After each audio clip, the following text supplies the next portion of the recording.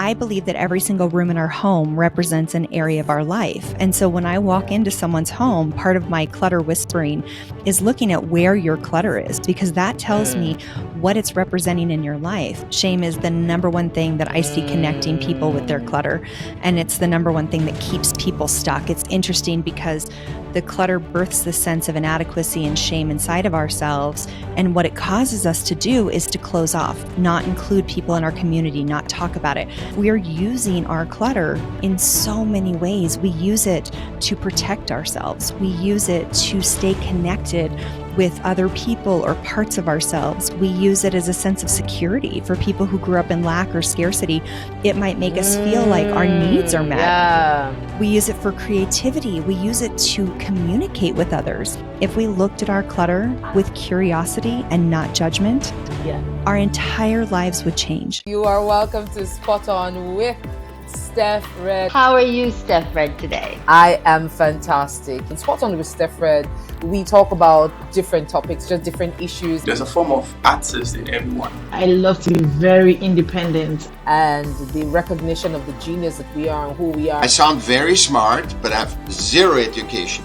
I always learn something from everybody I work with. To see how we can embrace new perspectives and, quite importantly, be able to progressively evolve with the fullness of who we are, the fullness of our genius. When you are living a fulfilled life, that means that's the feedback loop that you are on the right path. When you can give value to someone, that's your greatest gift to the world, and that's when people will listen to you. And then begin to impact our world with that genius, one person at a time.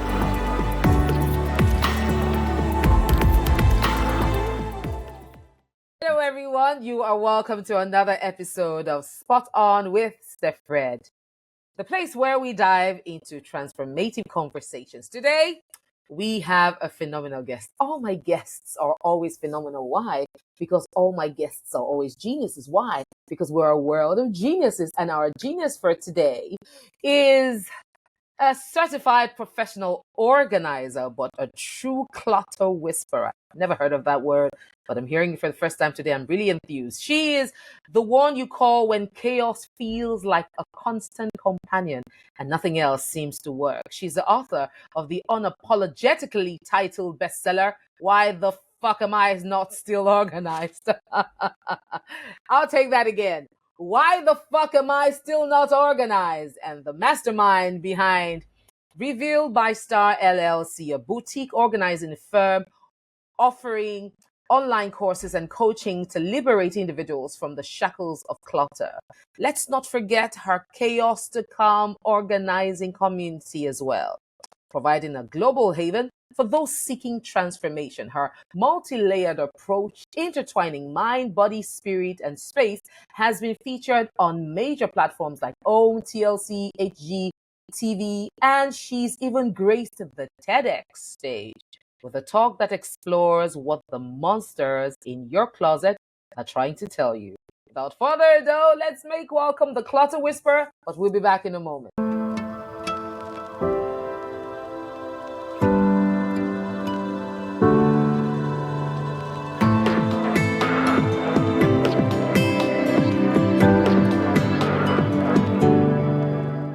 Okay, put it together for the one, the only Star Hansen, the Clutter Whisperer herself. Oh, it's so good to be here with you, StephREDD. You have such just contagious, joyful, uplifting energy. Thank you so much. I mean, I think this was our third reschedule. I mean, it's good to finally get to sit and just share this moment with you. Same. So when I saw Clutter Whisperer, I know the Chinese whisperers, but never heard of the Clutter Whisperers. Tell us about the Clutter Whisperer. When I started organizing 20 years ago, I did what all new organizers do, which is just jump in and you become a generalist and you organize anything and everything you can get your hands on until you know where you want to spend your focus.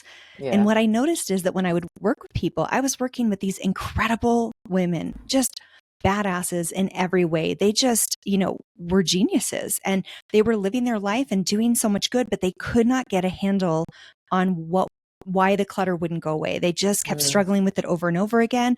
And I saw that my job was not just simply to get them organized, but it was to help them figure out why, if they can be successful in so many areas of their life, this one area keeps evading them. And so my job as the Clutter Whisperer is to help people figure out what's causing the clutter on the deepest level. Because once you know why your clutter is there, the root cause, any organizing system, boxes, labels, bins, are going to work. But if you don't know what is causing the clutter in the first place, none of it's going to work. And that's my mission. That's my intention, is to help people discover their brilliance through their clutter and help set themselves free. Oh, wow. So when we're talking clutter, what comes to my mind is a cluttered wardrobe. My wardrobe is currently cluttered. So I arrange it, and then one of those moments where I'm running late for a meeting, or I just realize that, I'm like, where are these clothes? For some moment, where's that thing I want to wear? You bring everything out after I've nicely arranged it. And then because I'm rushing off, I just pack it and put everything back in. So I haven't I haven't uncluttered or decluttered it. But are we talking about clothes or wardrobes, or we're talking about the house, or we're talking about a mindset clutter, or we're talking about what exactly is the thing that we require decluttering in your perspective? Everything from your clothes to the items in your home, to your email systems, to your car, to the thoughts in your head, to what you put in your body, to what you put on your body. Anything in our world can be clutter. And you don't need to have a ton of physical clutter to feel cluttered. I mean, just turn on your phone for 5 minutes and you are being inundated with questions clutter. and yes, it's constant. And so to me, it's more about a way of being than it is about just one specific type of stuff that might be affecting us in a negative way. Oh, wow. So this is really decluttering on several layers. It's a multi-layered approach to decluttering. So it's decluttering the mind, the body, the spirit, your space. So not just the space. So in my perspective, I thought it was a space, but it's beyond the space. It's actually mental clutter, physical clutter. I mean, that's where I guess you get to detox your body from all the clutter of junk that you've put in it. And then spiritual clutter. Now, is it possible to elaborate further? How do you address this clutter on these different levels, right? How does it contribute to a more holistic sense of well-being? Yeah. So if we walk into our homes and we see clutter, most people, when they do that, they start beating themselves up. Oh, I'm such a mess. I'm lazy. I can't get it together. I'm not disciplined. Blah, blah, blah. Right? We I don't even need to tell you what we say. We the women. Yeah, absolutely. Yes. Yes. And that can happen in whatever version of our lives. It can be in our kitchen if we struggle with weight or our clothing. It can be in our office if we struggle with finances or finding our purpose in this life. I believe that every single room in our home represents an area of our life. And so when I walk into someone's home, part of my clutter whispering is looking at where your clutter is, because that tells me what it's representing in your life. And so if you tell me, hey, Star, I'm really struggling with a relationship or body or money, I'm going to go to the rooms that normally correspond with that part of your life. And I'm going to see how is the clutter affecting you there. And the clutter is simply an expression, an extension of our inner world. And so clutter management needs to be an inside out process, because the clutter is the last thing that happens, not the first. It's not like this clutter is causing me stress. You're feeling stress and the clutter is there. In my belief, we're using our clutter in so many ways. We use it to protect ourselves. We use it to stay connected with other people or parts of ourselves. We use it as a sense of security for people who grew up in lack or scarcity. It might make us feel like our needs are met. Yeah. We use it for creativity. We use it to communicate with others. Like if you've ever set something down on the counter in the hopes that your partner's going to do it, you're communicating with your stuff. And so I basically look at these 5 different ways and try to help you understand how you're using your clutter, because as long as you're doing it unconsciously, the clutter has the power. The minute you realize that you are driving the bus, you take the power back, you get engaged in your life, and you can start to get those needs met without the clutter. And you become so much more powerful by doing that. I like how you talked about how you connected it with the aspects of what we eventually do. And in the words of Louise Evans, one of the TEDx TED Talk speaker, talking about communication, it's the behaviors and the attitudes that we bring into a room. So those behaviors and attitudes are sometimes offshoots of clutters, and I'm trying to connect it, of mental or emotional clutters that we haven't identified, that are probably now controlling the programming that is behind our behaviors.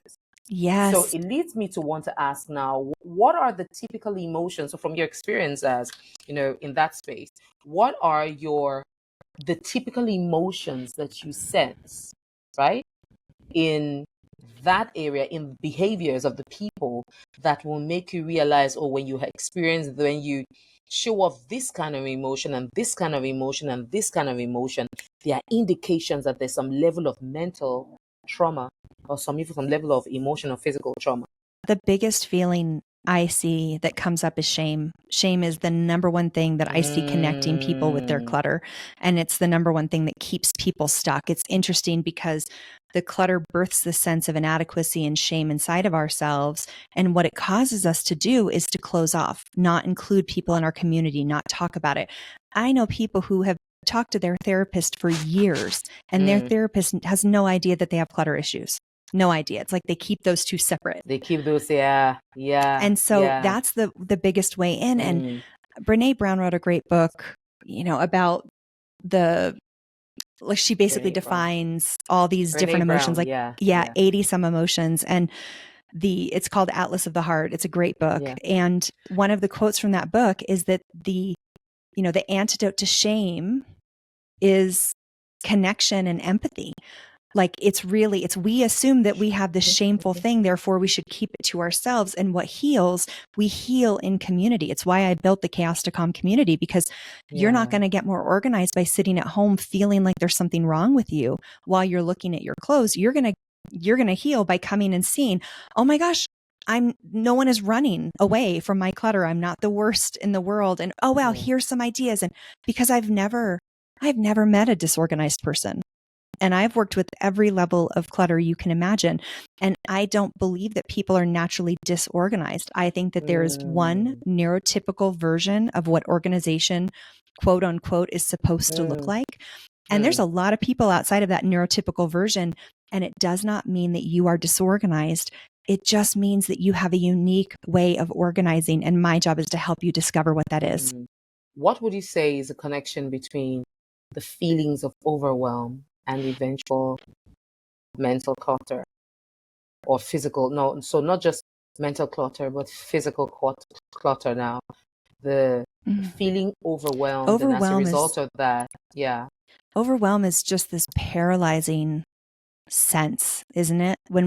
It's what happens when we get a bit flooded and it's like there's too much for us to process and our body goes into shutdown mode. And that's very common because when someone looks at their clutter, if you look at a cluttered room, most people don't know where to start. And when they want to organize, they perceive that they need to organize everything in one fell swoop. And as someone who's, I know that a lot of our TV shows, the before and after transformation shows feed into this. And they say, you should be able to do this in one day. Let me just be honest with you. I've done dozens of those shows and we never do it in one day. Even if we say we do it in a day, we're doing it in a week. And you're talking about an entire team of people. So there's no way you need to expect yourself to complete a giant project in a day. It might take me as a professional to do it properly 3 to 4 days to do it properly. So you on your own in your home working 2 or 4 hours at a time, it could take you months to do it. And there's nothing wrong with that. The way that we overcome the overwhelm is we start small. We start with a 20-minute project. You learn how to complete things because most of us don't know how to complete things. We get overwhelmed and stressed out and we walk into the next room, turn on the TV, open up the fridge, scroll. And all I say is just, if 20 minutes is too much, if 20 minutes is too much, turn on one song and organize for one song. Like we just want to get you on the field. Oh wow, thank you. I mean, when just listening to you, some things are just triggering right? And it's just triggering some memories and triggering some behaviors. And that, I mean, it's connecting deeply. Thank you for that. Hey, you had a TED talk. I mean, it's my dream. I'm speaking to someone that's had a TED talk, and I just told myself, like, she's had a TED talk, and I'm talking to her. I'm gonna have my TED talk very soon. Somebody say amen to Yes, that. you will. I Amen. can feel you have so much to say. Yes. Oh, thank you. All right. So you talked about the monsters in our closets, right? That there's something that they're trying to tell us. Just can you give a sneak peek Absolutely. into all of that, and also what are the psychological insights that you have uncovered as a result of these monsters that you've identified in the course of your work? Yeah, I always say I can walk into your house and know the state of your life based on the state of your home. Oh no, And no, I don't know. suddenly, this is the third session I'm having today, and I'm just feeling like Star had better not get in here. I mean, thank God we're doing it virtually. I'm like, if you had like, no, she's going to first. She's already read my life already. But no, you're just seeing my face. Yeah. But here's the thing, like most people assume exactly like you did that I'm going to come in, see your clutter and go, and feel judged. And then we feel judged. Exactly. And I don't see judgment. When I look at your stuff, I'm like, oh my gosh, look at how beautiful and interesting and curious and powerful this woman is. That's interesting. I'm going to walk in and be like, your life has been fascinating. I can tell that just by what you're wearing, like just from like the basics that like your glasses, your headphones, your necklace, your shirt. I can tell that just from the way that you present yourself from the shoulders up. And I think it's because we find what we're looking for. And I assume that you are a genius, and I am looking for your genius. I'm not looking for proof that you screwed up or that you're failing. Even if 90% of what's out is proof of failure, I'm looking for the 10% because we can't build on a platform of failure, but we can build on a platform of genius. And if you have even 10% genius, I'm going to just like build a giant tower right on that genius and let the rest fall away because you don't need it anymore. Oh, wow. Now think Star, right? Let's should I say, let's come to a deeper level of reality. Clutter can be a sentimental value to some people. And just thinking of that, I remember I have a brother who's an electronical engineer. And many years ago, probably over 15 years, I was still in school at the time in university. And I went to visit him. And his room typically is wires here and soldering iron there and this there and some things and just everywhere. And then on the bed, you have this there. And then he had gone to work, and I just thought, let me put the room in order. And I put all the wires in one place, and all this in one place, and all that, and I arranged the room. And then he comes back and said, "Who asked you to do it? Why?" And then it was major. It was a major outburst. Like, I was just trying to help you. Same thing when I started working my first official job in the corporate sector. I was a personal assistant to an architect. And first day, I had resumed, but he was out of town. I looked into his office. I was like, what is this paper? So I have a sister that's an architect, and I know how that can be. So I'm seeing drawing papers here and rulers here and cutters here and all of this. I'm like, okay. I put everywhere in order, all the papers here, all the rulers here, all the pencils here. I arranged the office, the drawers everywhere. He comes, and then my office used to be just by his door. And then he opens the door and stops and looks at me and says, "Stephanie, what did you do to my office?" And I smiled. And then he walked in and sat, and he then called me on the phone, and I came to the door and says, "I'm confused. Where are my things? Where is this? Where is that?" I say, "I think you did a great job, but I kind of know where everything is." So that is an example, that was comes to my mind when I say there are people that have emotional attachments to their clutter. So, yes. As a clutter whisperer, how do you navigate that delicate balance between encouraging a declutter for mental health while also respecting the emotional attachment that they have in that situation? So thank you for sharing those stories because they're really important. And I think a lot of people have similar intentions. They want to help. They see that someone is struggling. They see that things can work in a more functional, productive way, and they want to help. The challenges, and I will say, when I first started my business, I did the same thing. My first client had a ton of paperwork, and she really wanted me to do it without her. She wanted her hands off. And so I was like, no problem. So I combined a box from 1982 with a box from 2004. She was not happy. She's not happy at all because I had taken something that was more recent, right? That was actually recent and combined it with stuff that was like probably garbage. And I was a baby organizer and I didn't know. And I was doing my best and, but I learned a lot in that day. One, I don't organize for you. I organize with you because I have a semi-photographic memory. So if I organize your space, everything is going to be put away and I will remember where it is. I can still remember where my first client's passport is located in her house because I put it away. Wow. You don't want me setting up your systems if you don't want things out of sight, out of mind. So what I tell people is like, when we come in and we want to help people, we would never walk up to someone who is overweight and say, I've got the greatest way for you to lose 20 pounds. That would be considered rude. It would be highly inappropriate. It would just not be done. And thank God, because there was a time period where maybe that was done, but not anymore. So it's the same thing with our clutter. If they're not asking for help, it's not our job to give the help. And even if they're asking for help, in my personal experience of 20 plus years of doing this, we still need to have them be a part of it because the person who sets up the system is whose brain the system is created for. And again, not everyone has the standard, like the same style of thinking and processing. And so it's very dangerous to have someone else. I'm really strict when I work in someone's home.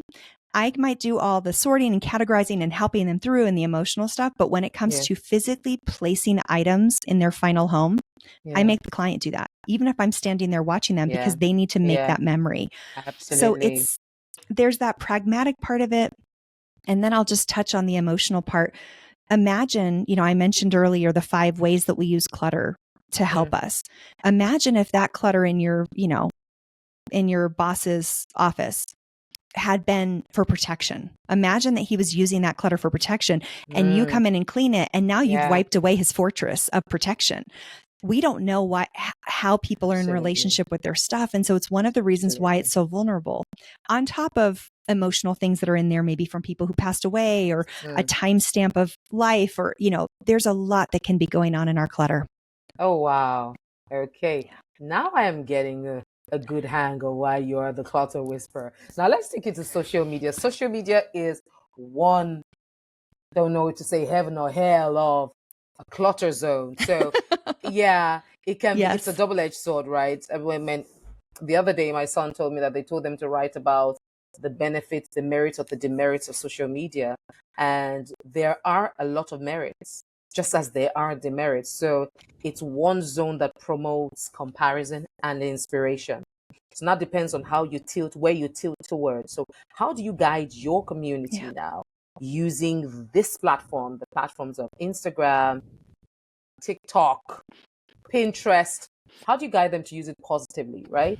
In their decluttering journey so that they don't fall into the trap of comparison, but rather stay on the path of inspiration and progressive, improvement. So you want to approach any type of clutter with an intention and a game plan before you even get into the ring.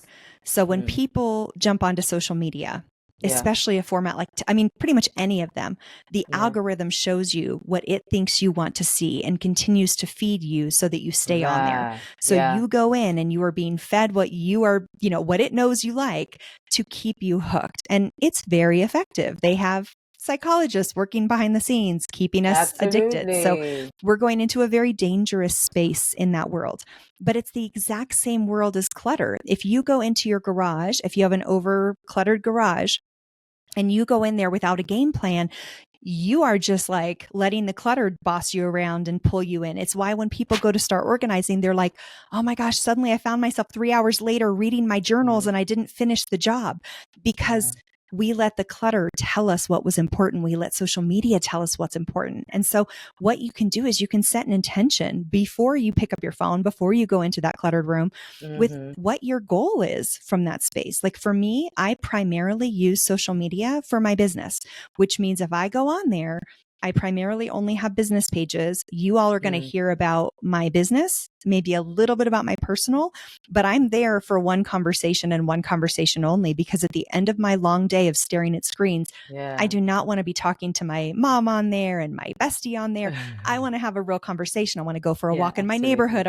So you have to kind of know. Now, for some people, social media becomes, again, we use the clutter in our life. So you might be using it to avoid loneliness, or use it to, protect yourself. I had a friend come and visit once, and I love this friend so much, but I swear she did not give me 5 seconds to breathe. She talked the whole time, and I kept grabbing my phone because I kept thinking, if my phone is in my face, she'll give me a break.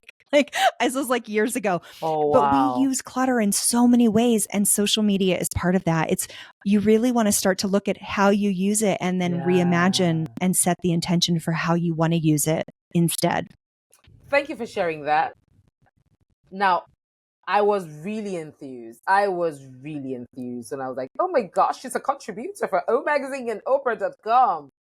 First, I'm all enthused that she is being on a TED Talk speaker. I'm like, that's a path I'm going to work. And then she's also a contributor. How does the ethos of the Oprah brand and that self-improvement, how does that align with your own approach to organizing? What are the unique insights that you have gained from working with them, considering that they are quite a renowned platform?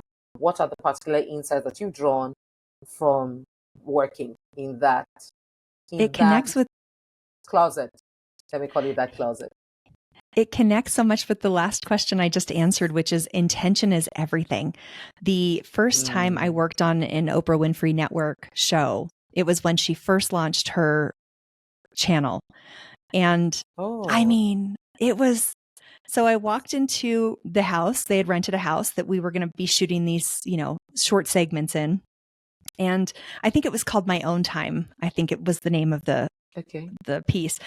And you walked in there, and I mean, intention is everything. You could feel Oprah in that house. She wasn't there, but you could feel her.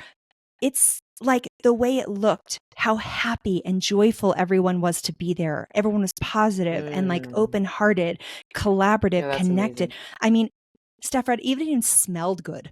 It like smelled like, I was like, how is Oprah making this house smell good? It was like, but it was one of the most uplifting, positive experiences in all of my TVs, all of my TV shows. And it was just this joy and open aperture. It was really cool. So I think aligning and working with, and, I've worked with the over 30 TV shows. I've, worked on NPR and TL or the TEDx, community and all of that.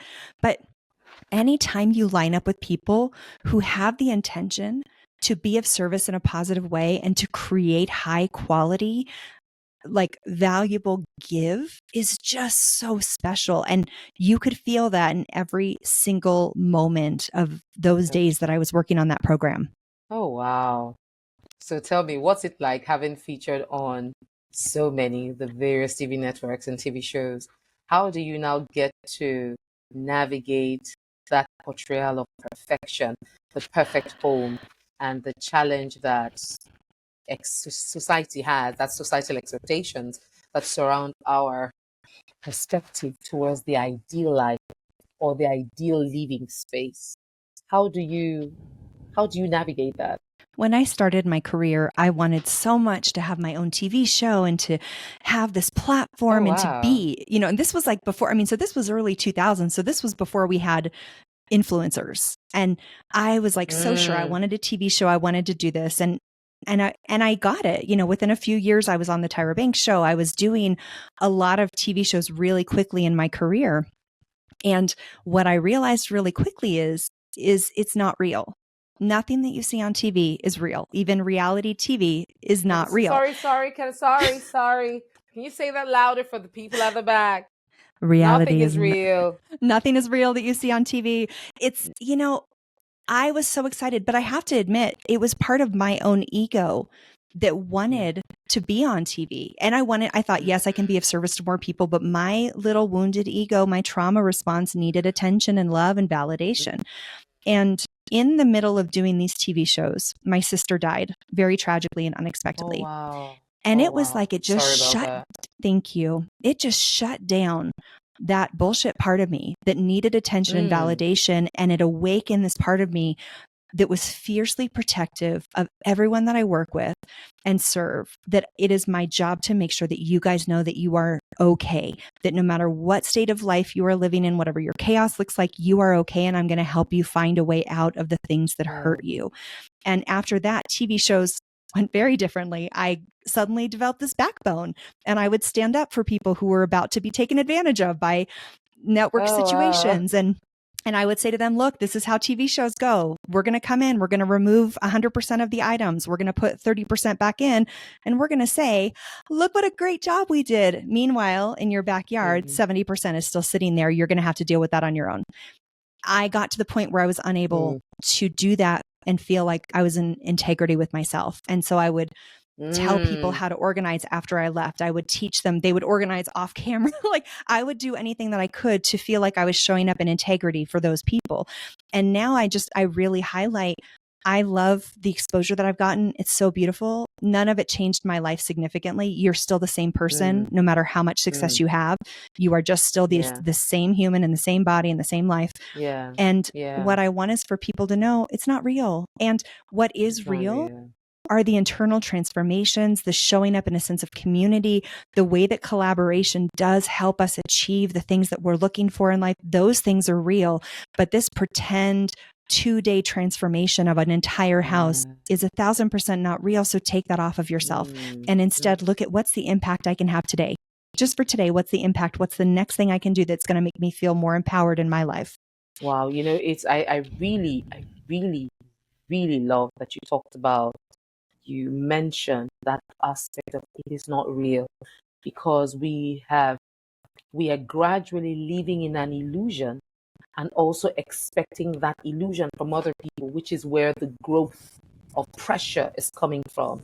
The pressure to want to be who you're not, to look like who you're not, say that you have what you don't have. And that's all part of the pressure that comes from the illusion that some things are perfect.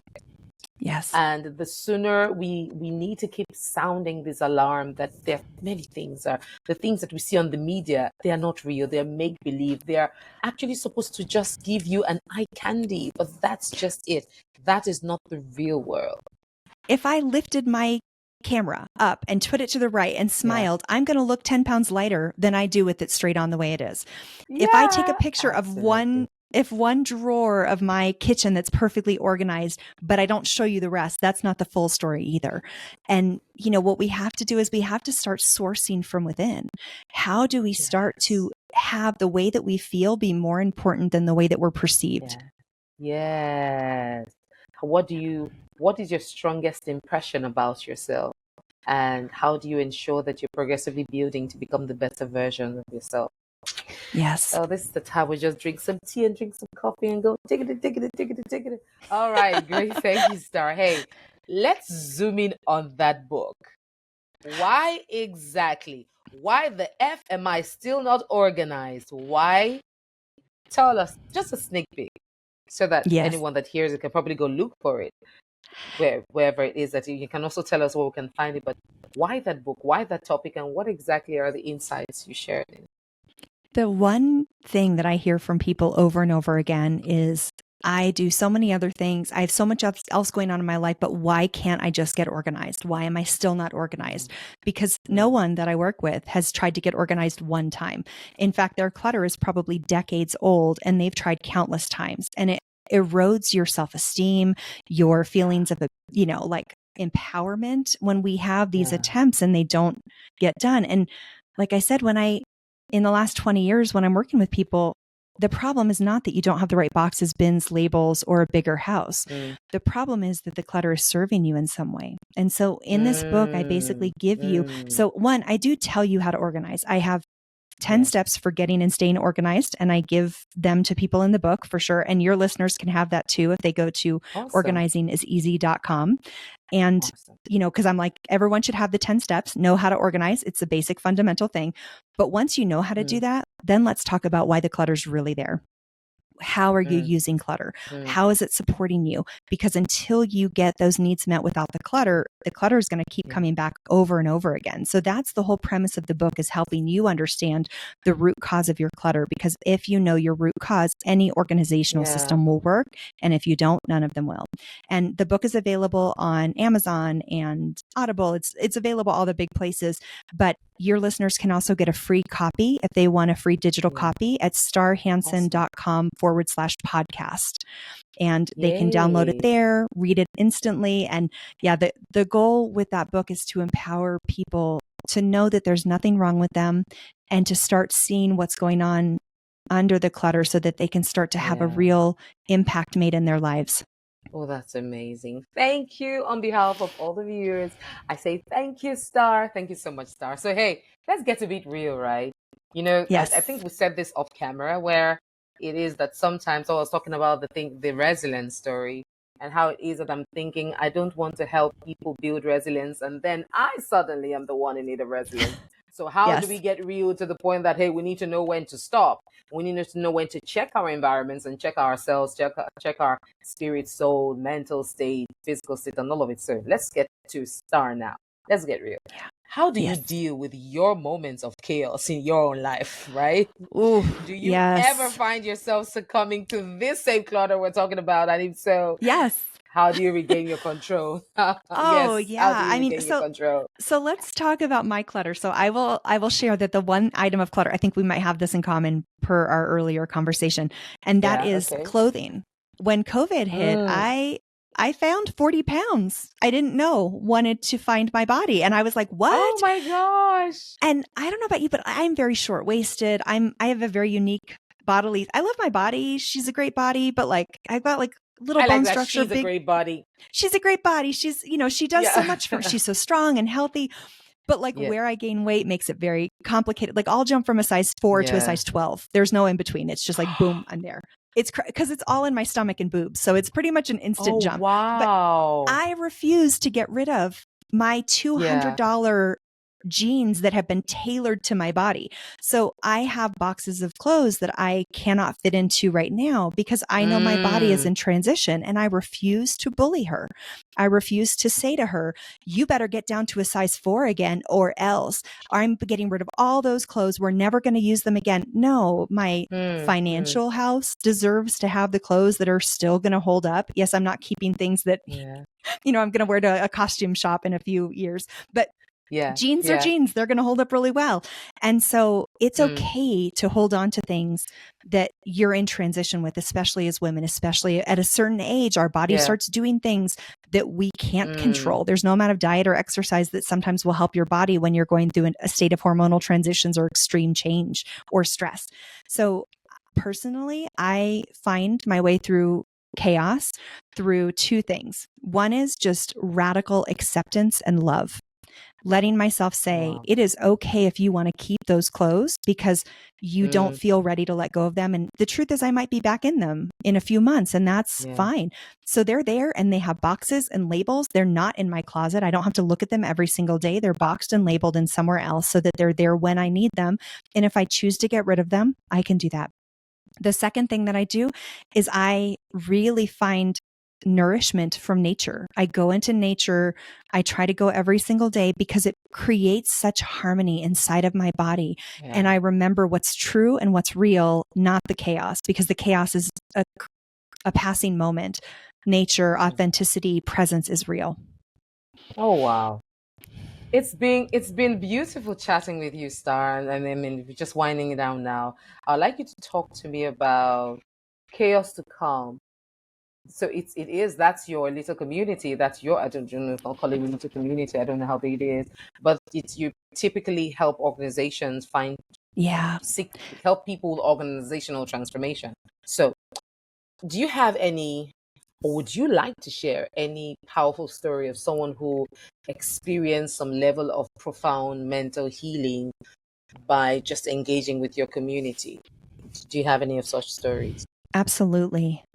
Yeah. Okay. Well, the first time I launched an online class, it was my 10 steps for getting organized class. And I did it and I loved it, but I instantly knew that people needed more. I was like, they don't need more rules to follow. What they need is community and support in walking the path. And so I created the Chaos to Calm community back in 2019. And it was really fascinating to have this community grow and evolve during the pandemic. It was so interesting and beautiful to watch people who were at home, who had time to organize, feel like they were still meeting up with these deeper parts of themselves. And so what I would say is, and this could be honestly countless community members, people who had spent years trying to get organized, who couldn't make a dent in it. And what happened was when they showed up to the community, it's not that they started that day and then everything changed within a week. What they did is that they showed up and they just listened and they watched, because we do a lot of classes there and you can watch as much as you want. You have basically access to every course I've ever created ever. And so people would come in and they would just watch. They'd come to our meetings and they would watch. We do group organizing sessions.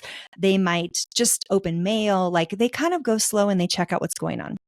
And sometime within the first few months to a year, something happens. There is just this like cataclysmic transformation where either they feel inspired to do something or the universe invites transformation and it'll like cause a flood. And now they have to organize. Something will happen that will make people launch into their organization. And it is so blissful and magical to watch, because someone who was so paralyzed and overwhelmed at the beginning, ashamed to show their stuff, ashamed and terrified to even make, one day's worth of organizing happen, suddenly have transformed 3 rooms of their house in the course of a month because they are so inspired, because they've made the mental shift. And that's what I offer. I offer a sense of community, healing through community, tons of information and insight for that mental shift, so that when you're ready to take action, you are fully supported and you have internal and external fortitude and strength to make the changes that you've been wanting to make your entire life. I suddenly feel like I need a star Hansen in my corner right now. And it's just been I'm so in your corner. Honestly, yeah, I wouldn't lie that just listening to you at different points from the beginning, and even at different points, I felt judged. I just self-judged to say, okay, you need to declutter that. Okay, you need to fix that, right? And it is some great level of awareness for me as well to say, hey, have you fixed that clutter? So interestingly, I guess I have never called it a clutter, right? But I realize now more that it is a clutter.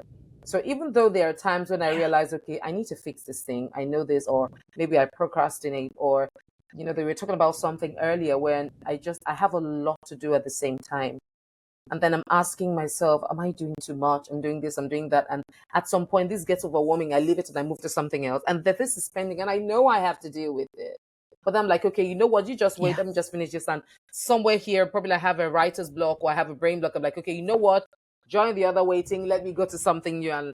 And this January, I have quite a number of things that I am probably at somewhere between 80% and 100% of completion. And then I'm telling myself, 80% is far gone. Just get to 100.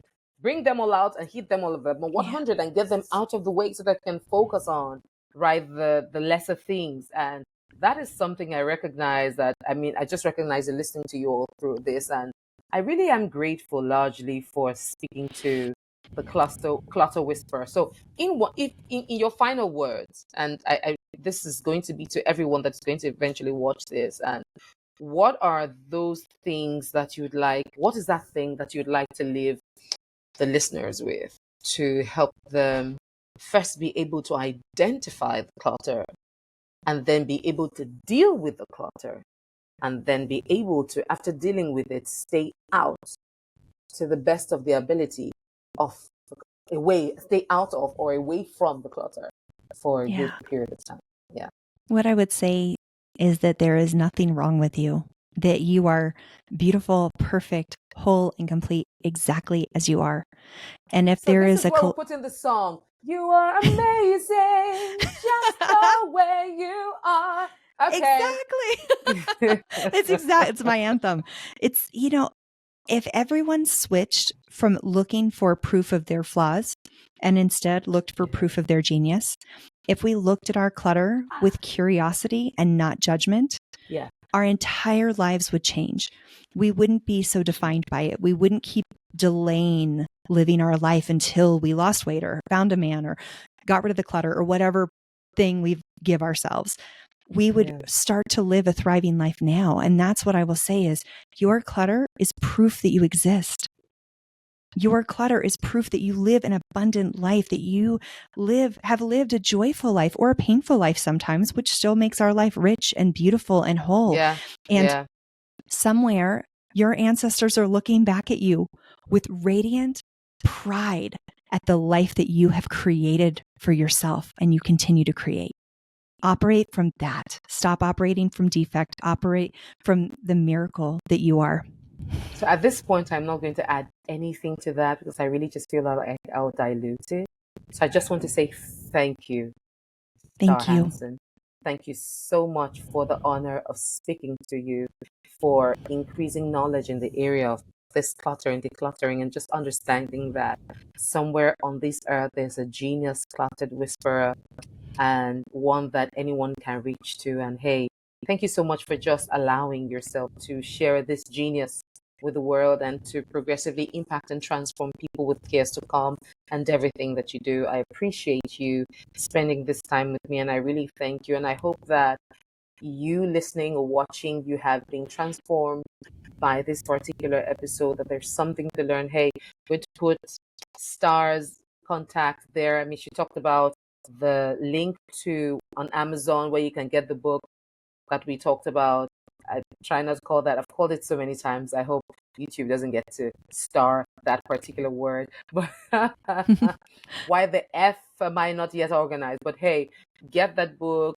If you're feeling any kind of emotional, physical clutter, or even a mental clutter, realize that don't feel judged. You're not alone. It's just a sign of your humanity. We all experience it sometime.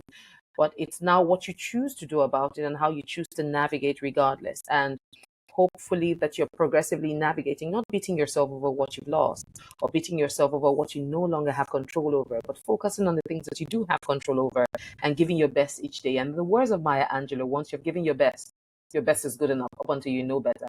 But then when you know better, ensure that you do better. And in my words, I would say that no matter what comes or goes, no matter what gives in or doesn't, you never give up until you win at that dream, at that personal engagement, at that business, at that relationship. Don't give up on it. And even if you don't win, because we don't win every time, we're humans, just ensure by all means that you finish strong. And after you have finished strong, if you still have the strength, start all over again and stay genius. You have a fantastic day. Cheers.